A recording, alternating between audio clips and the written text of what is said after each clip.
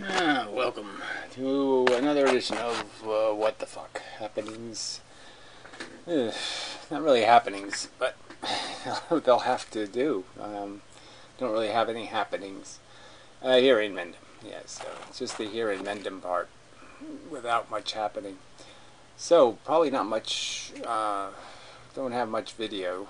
There's nothing to video. So for the background, so I don't know what I'll put in there. Some kind of rubbish of some kind. No clue. Just don't really have a clue about a mission in terms of the conversation even. So probably shouldn't even post a video. Should just say, oh, no, this week just sucked. So nothing to report. But there's always something to say, I suppose. So what has been rolling in my head a little bit is just the whole communicating with people thing, the idea of there being important ideas that sort of comes out of the all philosophy conversations. You kind of have to say the real use of the damn thing is, getting somewhere, so to speak, would be identifying problems and identifying solutions and that kind of thing. It's not much purpose in this whole the effort of doing something fictional, fictional, doing something non-fictional. Yes, it's just stupid. Little things like that they just should have fixed so long ago. Doing something factual, we'll just say it that way, just fuck the word fiction. But anyway, trying to have a serious conversation about what it is to be alive when, if it's not going to come to anything, and, then you might as well just be telling stories. So I came a little bit with the Mystic, did a video on how he doesn't get some things like television and a certain bad book he read, The Catcher in the Rye. I don't even remember it, so I was thinking I have to go reread it, re-listen to it, re-watch it, however you do that nowadays. But you even do that. I watched some rather poorly made, well, it just looked like a made-for-TV thing almost. Anyway, just the background story of Einstein and Eddington, the guy who did the lensing experiment, and it was such a crock of shit. It was a nice little story, but you're just saying there's not 3 facts in this whole thing. It's just a story, and to make people interesting, and you make you care about them, make them sympathetic. It just had all of that written all over it, and so it was just propaganda. Well, that's most of the history you get is propaganda. Most of everything you get is just this agenda stories, agenda narratives, agenda everything. And it's like that with even the cliches and other things. I like the phrase, for doctors, first do no harm. But it can't be taken seriously. Blood test is a good idea, so you got to stick a needle in, so you're doing some little bit of harm.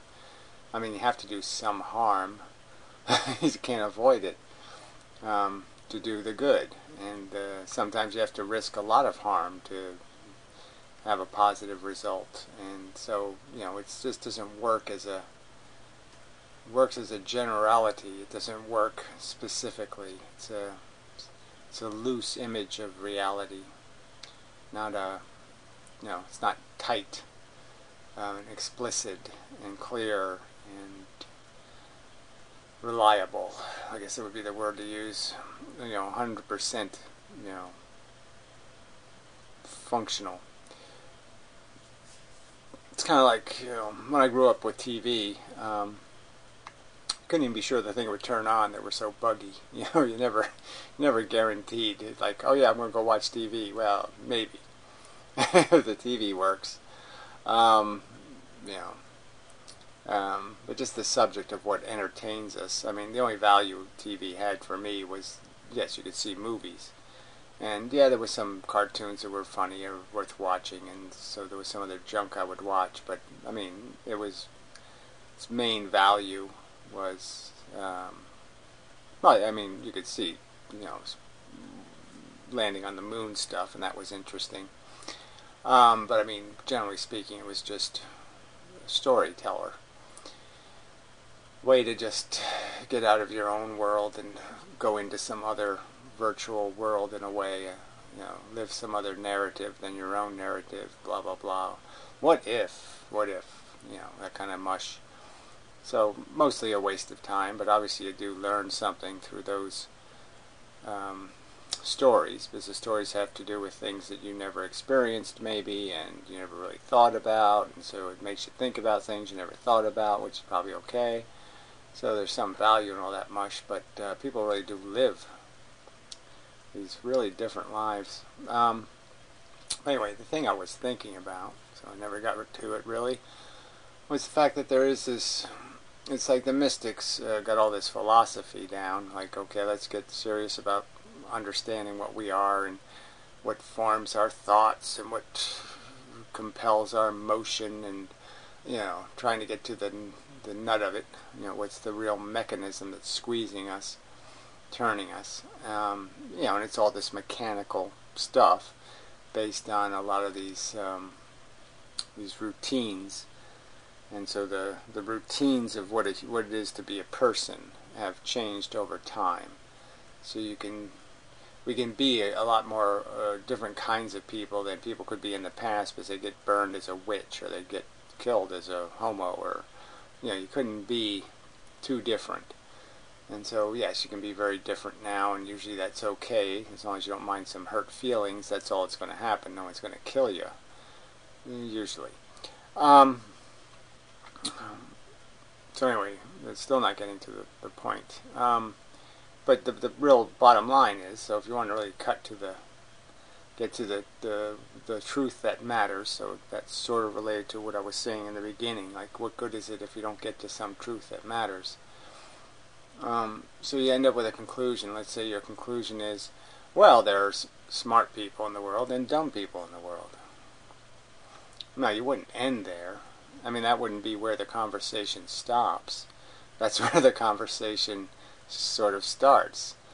Like, okay, if we've established that as a truth, what's the implications of that? What does that mean?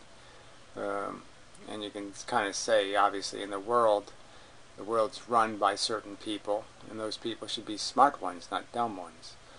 That kind of becomes the rule. You shouldn't, idiots shouldn't be president. Kind of obvious. There should be mechanisms that prevent that, obviously.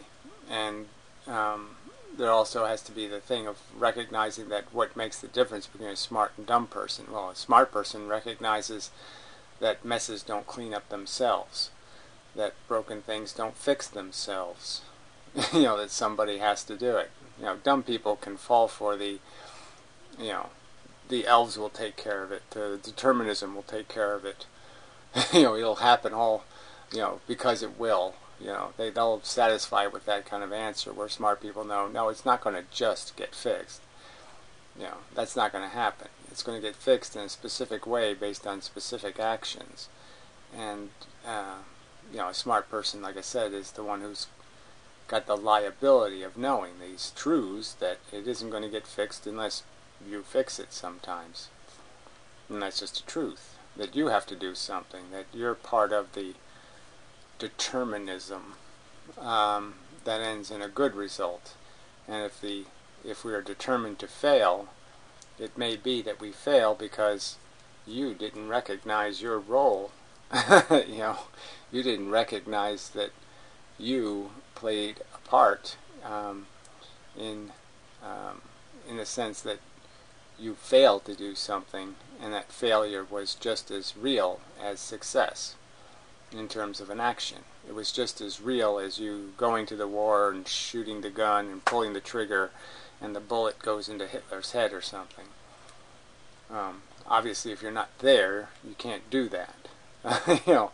And if that was a doable thing, in the sense it's not out of the realm of reasonable possibility, smart people can just understand that, well, if I'm doing far less than I could, in the sense that I can imagine myself doing more, then I'm obviously perhaps missing opportunity to have been critical to a great success, and instead have been critical to a great failure.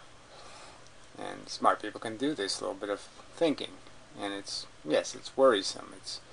It causes some angst and some dissidence in the mind, because it's irritating to have to think about, oh, you mean I might have enabled somebody to get raped, or I might have enabled somebody to get killed on the highway drunk or something. I might have been a critical failure of mine may have been extremely consequential, in the sense that I allowed my failure to be an integral part of the destruction of some good potential. That if it wasn't for my failure to intervene, the result, the product, the consequence is that 1 million people are dead, or in a horrible way, or killed in a horrible way or something. I mean, little shit like that. I mean, that's, smart people are carrying that responsibility, that understanding, as a minimum, as just an understanding. I mean, I think the mystic's smart enough to do that bit of addition, and to figure out that clearly how his brain does its calculations is going to be consequential, whether he likes it or not. Consequential in all the things that he didn't do that he could have done, just as well as the things he did do because he did do them for whatever reason. And that not doing is the same as doing. I mean, that's one of these, okay, you shouldn't have to be very smart to figure that out. I mean, but apparently you have to be at least minimally philosophical. You have to have a minimum perception that there is something worth thinking about to be able to get that far. You have to at least know what a thought experiment is, I suppose, to be able to understand what it is to contemplate these circumstances that aren't visible. And many of them aren't. You can't see all of your failures. You can't see all of the mess you've made without knowing you made them. I mean, just those simple things where you talked 10 minutes too long to somebody, and their interaction with somebody else later was critically different because of that 10 minutes you used up babbling about something silly and useless. Or vice versa, you kept somebody busy for an extra 10 minutes with absolute nonsensical babble and prevented them from in some way enabling some bad thing to happen. And so there's a ton of this stuff we can't see. We can't see the good or the bad effect. And so again, smart people say, well, what do you do in this circumstance where you can't see it clearly? Can't see it directly? Well, you say, well, can I see it probabilistically? Can I get an idea of what, generally speaking, is likely to be productive and what's likely to be destructive? And that's where you can do this simple math of understanding, well, if my brain's totally obsessed on what's happening to me, my story, my narrative, and it's not paying any attention to all the other narrative makers, storytellers, life livers, then I'm not very likely to be able to see the dangers that exist for the society as a whole, if all I'm saying is what's in it for me. So this is kind of, again, this isn't very hard to do. I mean, I've talked about this before, how you can kind of see how the present is kind of a small thing. Even if you expand the present to an hour, and you say, okay, this next hour is the present, or you make it 10 days even, or a month, you can understand that all of the conscious life that will happen in, let's just say, a day on Earth by the 7 billion people, and we won't include animals now just for the sake of you being able to appreciate the story. So apparently you can't understand the animals are doing this too. But anyway, most of you can't understand that. So that's 1 day of 7 billion. And that the future, in all probability, I mean, there's no rational reason to think it's all going to fall apart in a day or two and be over. They're going to be around a while, and that they're going to have 1 day, and then 2 days, and then 3 days, and then 4 days, and then 5 days. And this is how much bigger the future is than the present. So if you were to make something happen that was unpleasant in this 1 day, and it saved thousands of bad days for the future, that, yeah, you could be able to do the math and say, oh yeah, I get that.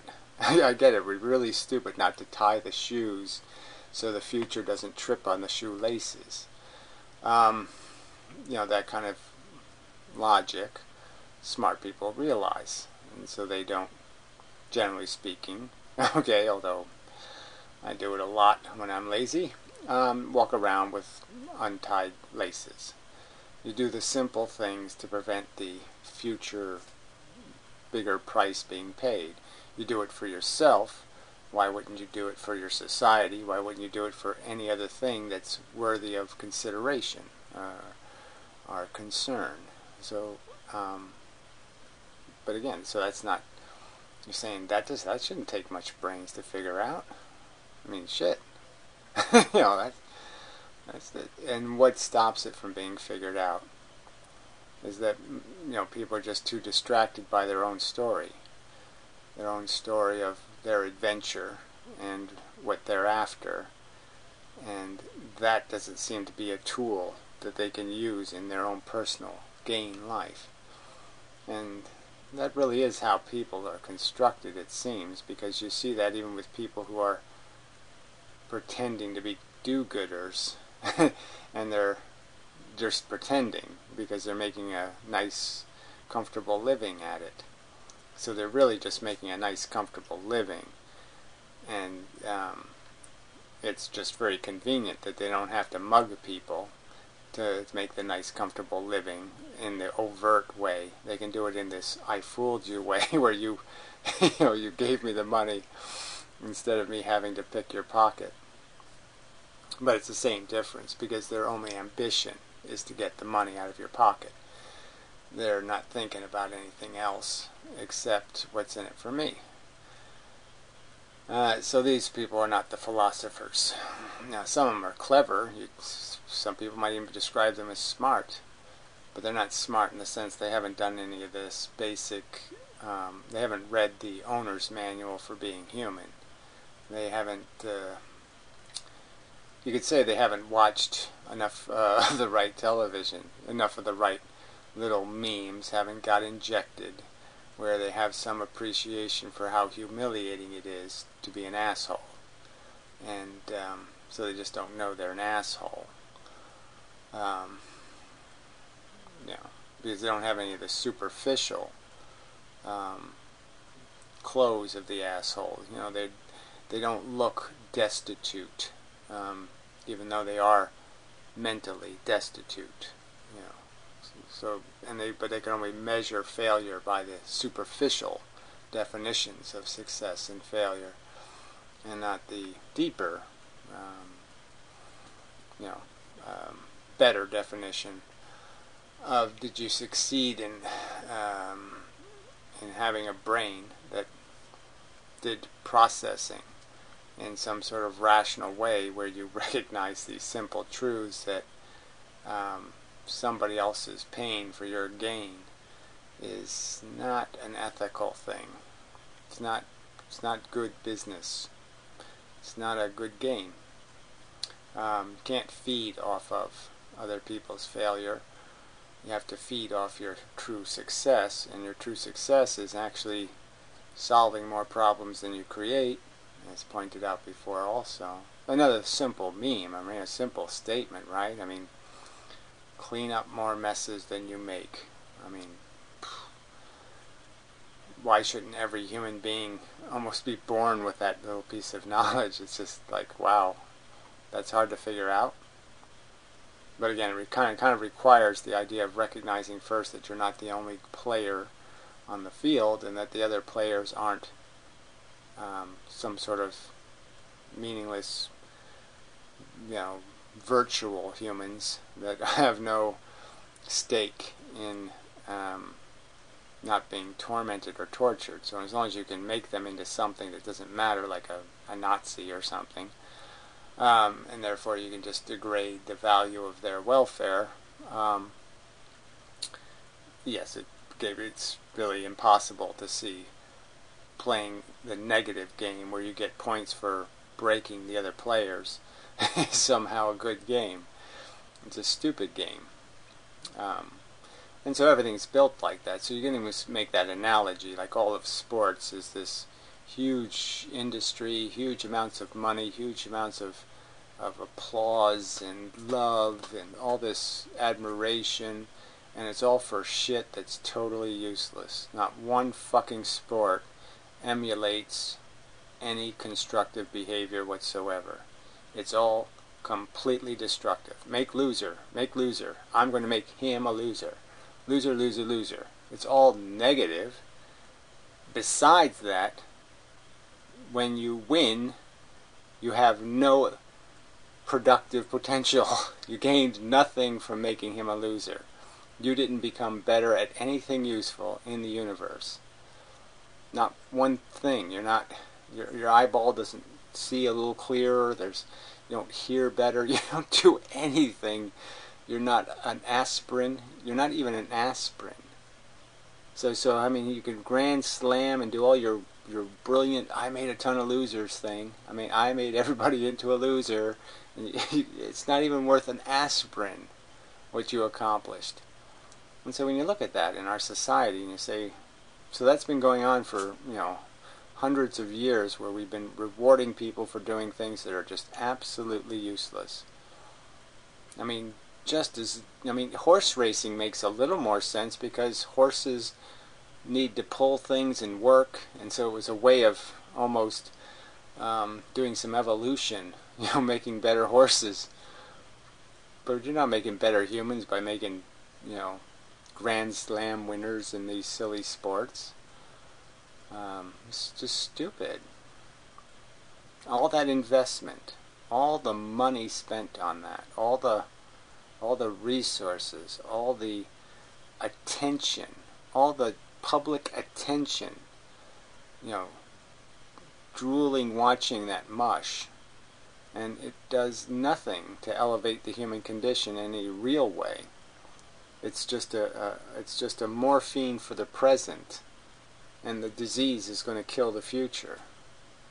It's, we take our painkiller and the future will die because we didn't treat the disease. Instead of doing something to fix the social body, we gave it morphine so it could die another day, a worse death, slower and harder. But that stuff's just so obvious, and everything's like that. The mystic says he doesn't like television, but he tends to think capitalism works, and the reason why television sucks is because of capitalism, frankly. The fact that it has no value or does nothing but manipulate people. It's nothing but propaganda. It can't tell a true story to save its life, because the truth isn't competitive. It's not showy enough. It's not dancing well enough. It doesn't have enough flamboyance to compete with Bozo the Clown. And you could argue science and medicine and just knowledge and education somehow can't compete with watching a tennis ball go back and forth.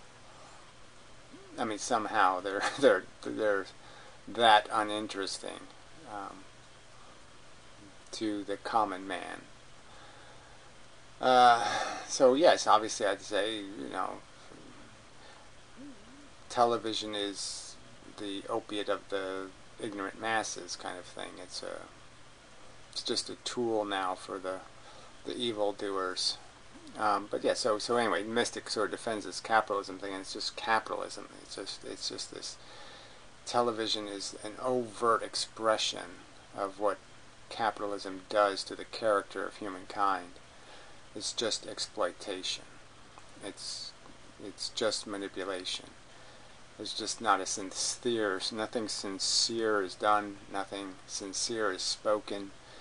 It just isn't an honest thing in the whole construction of it.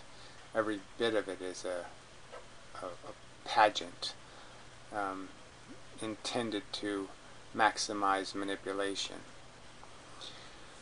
So anyway, yeah, it's really quite disgusting. The world we live in is just so bad. It's just such a shithole. And again, it's, you know, what the end is this end conclusion that humans do this living thing really, really poorly. We don't maximize our potential. We don't get the best out of each other. We don't find ways to be encouraging and enabling. We're very bad enablers for anything constructive. We're very good at enabling people to slip on banana peels and fall into quicksand. We're really good at nudging them into it almost. But we suck at doing anything constructive for each other, to each other, in these interactions. And some of that is because of the system we have to fight in.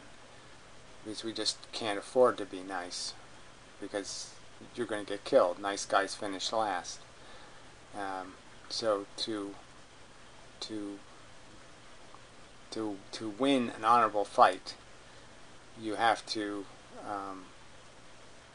you can't be honorable all the way through the battle, because if you are, you'll get killed, because they're going to pull out the 9mm. You know, I mean, they're going to you're going to get killed by their cheats if you don't minimize your generosity and focus only on defending yourself from the slings and arrows. And so that becomes your primary focus, is just defending yourself against the shit, instead of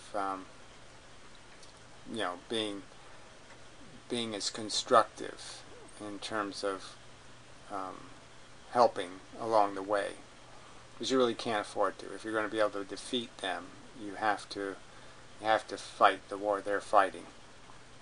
You know, you can't fight the pretend war it should be. You have to fight on the battlefield that is, and you just can't afford to be a nice guy on that battlefield. It sounds like a rationalization, I suppose, for my own rudeness, you know, because it's something expedited out of the necessity of getting to what my agenda is, and not being distracted by all the other bullshit. But I think it is I think it's whether it's a rationalization or not, it's a valid argument to make that you really can't afford to allow yourself to drown in helping others when you're trying to get to some location where you can help them all solve the problem.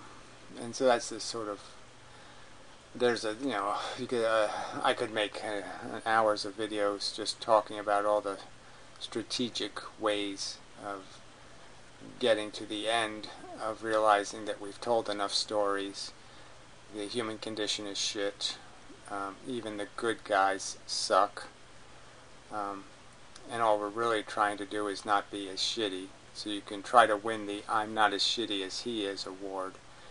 And we're playing that an awful lot, and that's only really the game we're playing.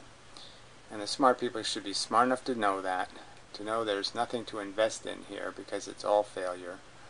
The pain is always going to outweigh anything you could even contrive as a gain. That it's silly to spill milk and then say you're winning because you clean up half of it, and to say that's a victory. Let's do that again. Let's spill the milk, clean up half of it. That's winning. That's not winning. Smart people can see that's not winning. You're leaving way too much misery and suffering in the world, and it's a byproduct and an incident. It's you can't separate it from your storytelling. Your silly storytelling is creating all this unnecessary grief and suffering, all this unnecessary failure. Your silly gold medal is too expensive. Too many losers for the winner. That logic just should be easy for anybody to understand, and that's exactly what we're doing. We're in a contest where you get a few people to the top of the mountain. They're fundamentally just assholes anyway, and you've created this horrible blood sport to get there. All these crashes and burns for your glory moment. It's almost like the military statue thing, the famous Korean thing where they're lifting the flag up, the four guys. And you're just saying, oh yeah, it was worth it. No, it wasn't worth it. No, not even close. No, we stuck a flag in it. No, not even close. So anyway, that's probably enough of a pile of drivel and such. Obviously I don't think it's drivel, but obviously I think most people just say, oh, well, that's just, where's God in all of that mush, or what's in it for me? They're probably still saying that. What's in it for me? How does it make my cookies taste better? How's that going to make my wife sexier? I mean, if this isn't somehow going to make your life better, then somehow it's just not worth your time. Well, that's the sign I would put over the crematorium, the insta burn. I'd have lots of little signs like that on the street if I was running the world. I'd have lots of little trick stores that really weren't stores at all, and they'd just have a nice little sign on the outside. We've got what's in it for you. Yeah, and whoever walked through that door, they'd never walk out again. It would be a test. Are you an idiot? I'd even have a story. Are you an idiot? Just because only an idiot would go in, right? If you have some doubt, well, then you're in trouble. Anyway, that might not be true, but it wouldn't matter anyway. You kill a few marginally smart people, it's probably still a good thing. In the sense that I'm not saying the smart people are of any good. I'm just saying they can know better, and that's the only hope we have, is knowing better. Is if you can know better, you can do better. Mystic. And we can know better. Smart people can know better. And that's it. That's the only game worth playing, is the knowing better game. There's no other good game to play. No other good game worth winning. No other good game that doesn't create more losers than it does winners. So, smart people have to recognize their responsibility here on Earth, and their primary responsibility is to tell the dumb fuckers, first do no harm, asswipe. No, you're not entitled to impose life. You're not God. You're not good enough. You're not smart enough. You're not devoted enough to the cause. You're not going to do all that needs to get done to ensure, which you can't do anyway, that you haven't made a mess. That you aren't just spilling milk. Spilling milk. Yeah. You have to know you're not doing that before you can know what you're doing is valid.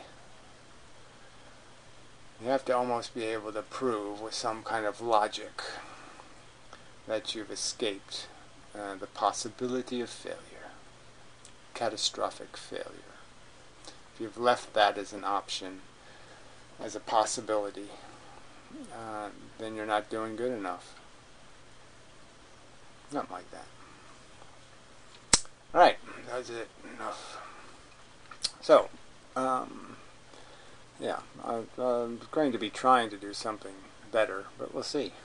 This is what you get until I figure out how to do the something better thing. See, I mean, people do say, somebody brought up in the comments, I should do the good news again, or I should do this, or should, I think every now and then, I should do this, I should try to be funny again, and all that kind of crap.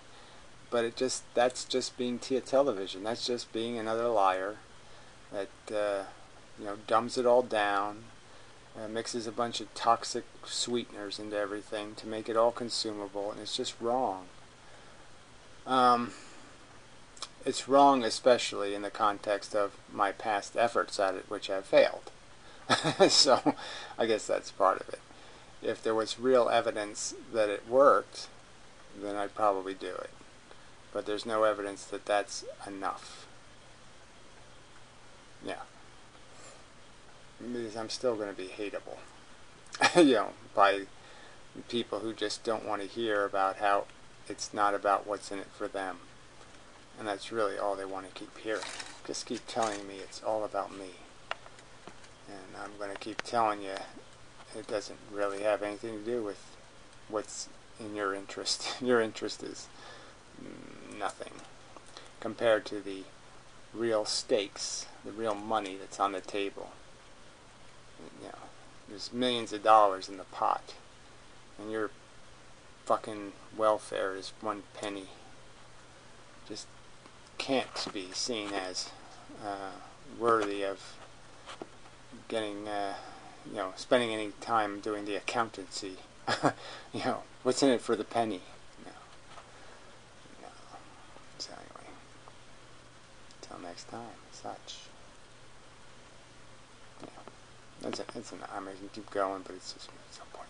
You either got the point or you don't get the point.